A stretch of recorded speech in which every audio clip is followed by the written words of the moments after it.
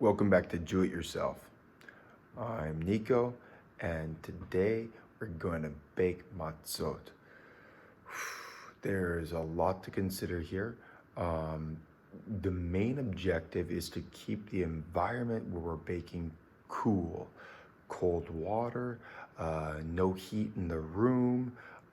You want to keep away from the open window or sunlight, and you want to constantly be working the dough so that there's no chance for it to rise. And then you want to bake it as quickly as possible. We have 18 minutes from the point that water touches the flour to the time it needs to be cooked. I'm gonna try to do this in a one-man operation to show you that it's possible. But if you can have some help, it'll make it a lot easier. The other thing is that ideally this should be done on the very day, the afternoon before Passover. But it's really, with that time constraint, if you don't have experience, it can be tough. If this is your first time making matzah for Passover, you will want to try this the day before. You want to give it a practice go first, and maybe that last day before Passover, you just do a couple extra batches that you will use for your Passover Seder. Okay, so join me downstairs in my kitchen where we will see how to go forward. I'm gonna bake in my cold kitchen. I'm going to prepare in my cold kitchen, and then I'm gonna do all my baking outside on an open fire. And that way my heat source is outside and is not warming up my kitchen as well. Okay, here I am back down in my Passover kitchen. I'm lucky enough to have one. If you don't, you have to do, well, you still have to clean anyway. Thing is here we go. I have set up my operation for one man. It is much better to have 2 or 3 people helping with this. One person to mix, one person to roll, and one person to put it on the flame.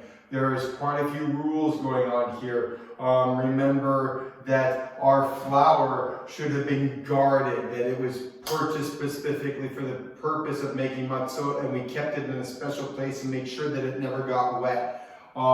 We have to make sure that all of our implements are dry and ready to go, that we've got our water, which is very cold, that we collected from the spring. I've got my rolling pin and my sandpaper here for taking any special chametz off of it. After I've rolled things out, we have to clean in between every single batch. And I'm gonna do about 300 grams of flour for 100 grams of water. So it's a 1 to 3 ratio there. And I'm gonna knead this up, and I'm gonna roll it out as thin as I can, and we're gonna take it outside onto the fire. Just in case you don't have an oven at home that's been keshered or has never been used for other baking, I'm going to show you how to do it on a fire. You want to reach about 500 degrees Fahrenheit, which is 260 Celsius. And we're gonna do the best we can as a one-man operation. So I'm only gonna ever work with enough to do basically one matzah at a time. And it's gonna take me some time to get through this. I'm probably gonna have to clean up in between each batch and go again, all right? So as we start, I'm just gonna take some of my spring water and pour my 100 grams. I want to be pretty precise because I don't want my flour to be too wet, because I can't add extra flour after I've added the water. Okay? I can add a little bit more water to the flour if it's not quite wet enough.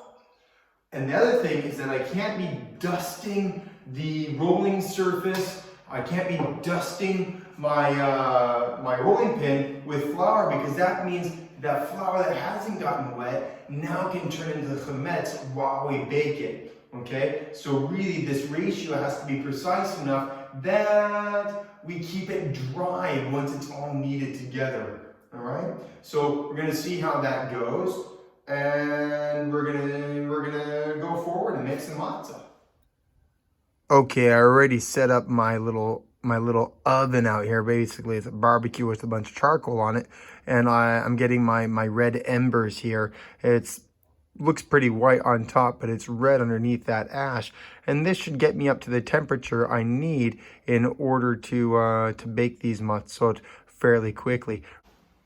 Okay, so like I said before, I got to be careful not to mix the water and the flour until it's time to go. So I'm using a different cup for my flour and my water. I've got a big mixing bowl here that I'm using. I toss my flour into here, and then I get going with the water, and I mix as quickly as I can. Okay, so first what we're going to do is we're going to set our clock for 18 minutes, and I've got to get done cooking and everything before the 18-minute timer sounds. Okay, so here we're going to go.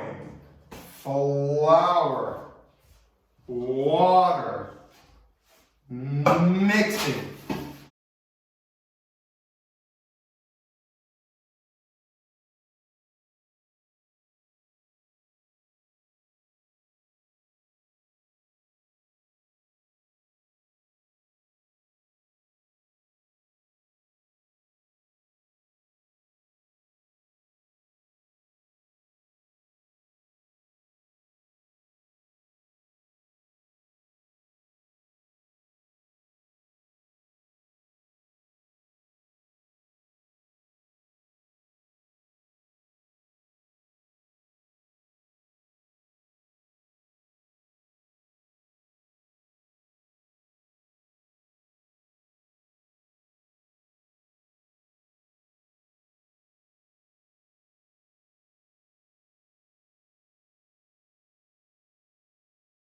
On the rules, what we were reading for the basic rules, it says haste is much more important than the shape. So don't worry about making the perfect shape. Just bang it out and get on the fire as quickly as you can. Because once it's too late, it's too late. Now here's why having a second person is better, because the longer this stuff stays on my hand, the more likely it is to become chametz, right? So here's my dough. I'm going to kind of squish it out a little bit.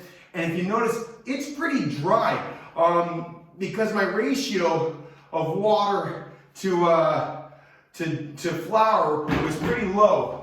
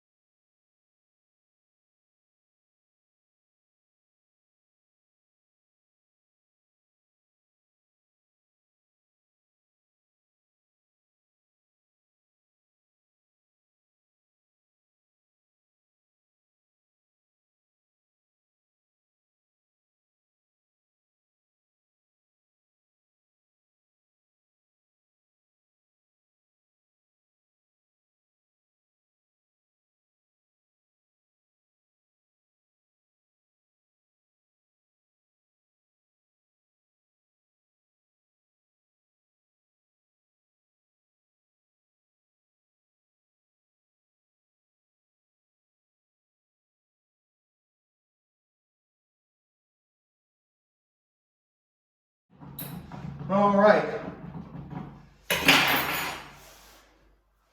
Okay, you can see that I've got 11 minutes left to cook my matzah. my matzah is already out here on the fire. I'm gonna wave this fire, see if I can get it a little bit hotter. You can already smell my matzah starting to cook.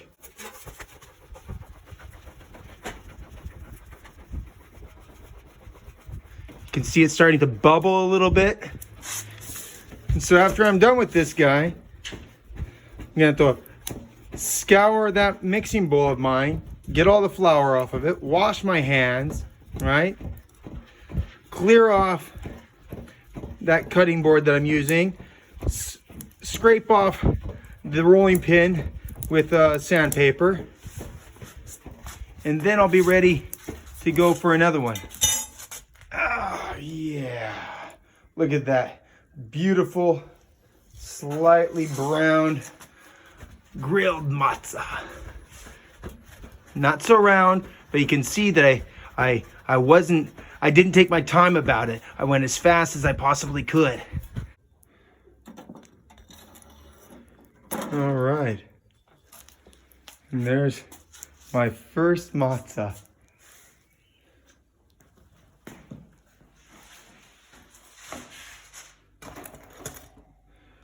Okay.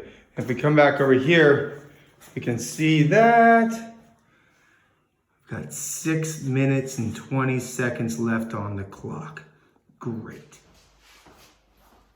So now that I'm all done with that, it's time to clean everything up and start again. Now that's an intense 12 minutes. And so that means I'm gonna make one of those.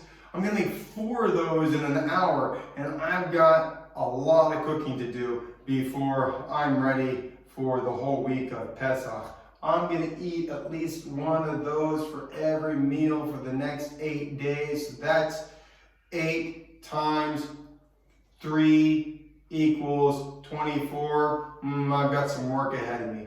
Hopefully I can get a little bit of help with the next couple ones. All right. Okay, so this took me about, 4 hours of consistent hard work all by myself to come up with 28 separate matzot. Now that first one I made ended up becoming batches of 4 that they would split them into.